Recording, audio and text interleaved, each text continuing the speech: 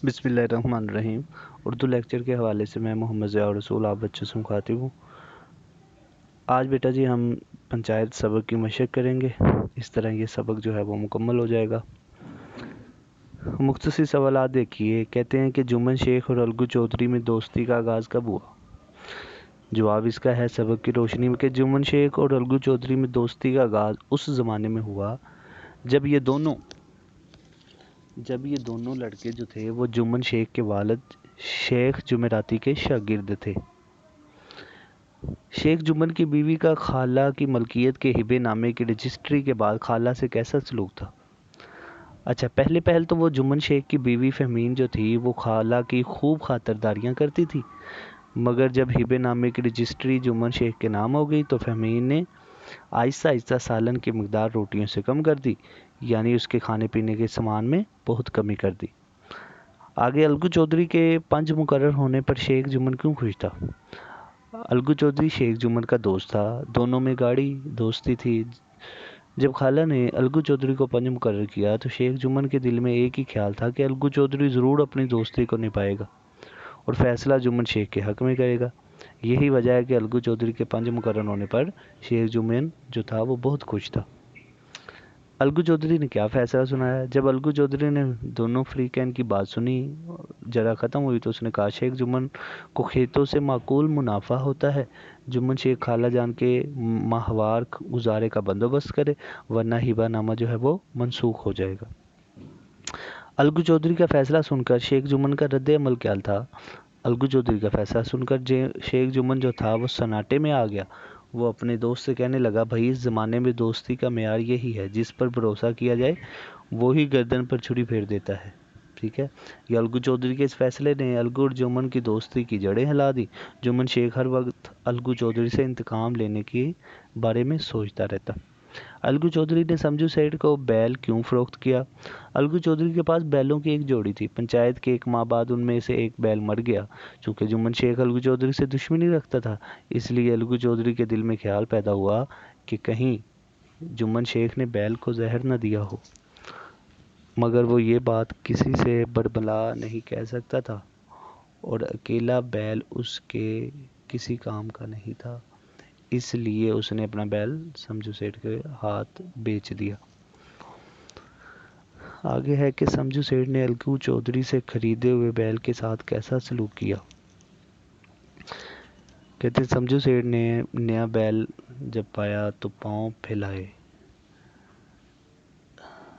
समझू सेठ क्योंकि यक्का गाड़ी हाँकते थे, गांव में से गुड़ घी भरते और मंडी ले जाते। मंडी से तेल नमक लाद कर लाते और गांव में बेचते थे। जब उनके हाथ नया बैल आया तो उन्होंने दिन में 3-3 4-4 फेरे जो थे वो मंडी के लगाने शुरू कर दिए। ना उसको कोई चारा ना कोई पानी देता था। बैल अभी दम भी नहीं लेता था कि फिर जोत देता था। महीने भर में बैल का क्या निकल गया, कुछ उमर निकल गया। अच्छा, आगे है कि अलगू चौधरी और समझू सेठ ने कौन सा तनाज़ा पंचायत के सामने पेश किया?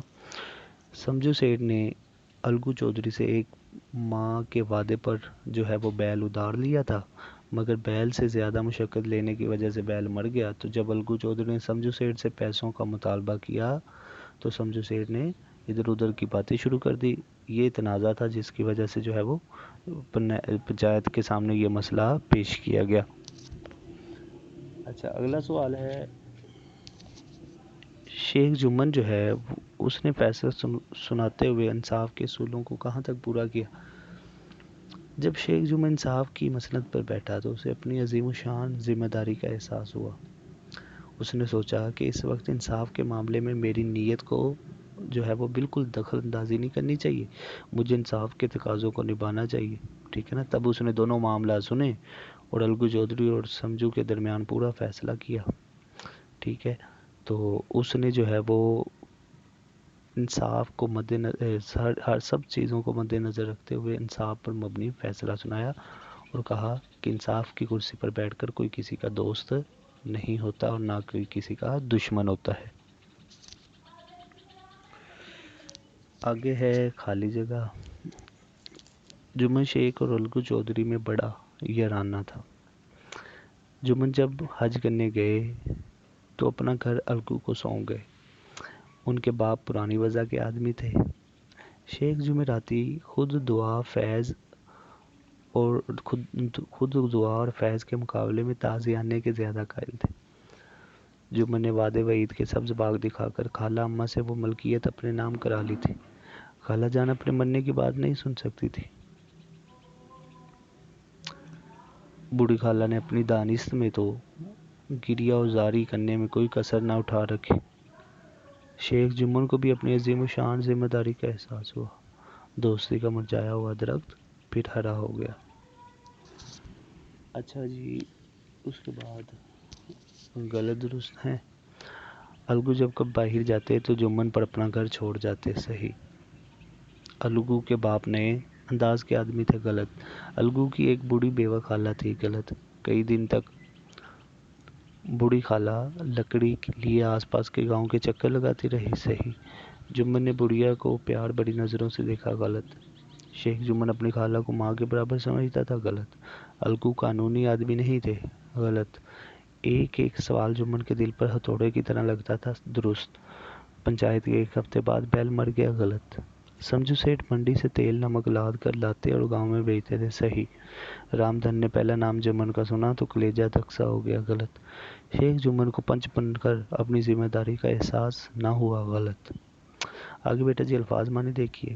ساجہ شراکت داری، وضع ظاہری حالت، صلح پسند امن پسند، پنچ سردار یا منصف، زانوئے ادب طے کرنا، مؤدب ہو کر بیٹھنا، ادب سے بیٹھنا، رفتہ رفتہ آہستہ آہستہ، تعین حیات مرتے دم تک، استاد استانی، مذکر مونس آگے آگے، چودھری چودھرائن، بیل گائے، شیخ شیخانی، سیٹھ سیٹھانی، اعراب آگے، زانوئے ادب، وضع، تحصیل علم، فروگزاشت، پرسش، تصفیہ، رسوخ، منطق، تحکمانہ اور مباحثہ۔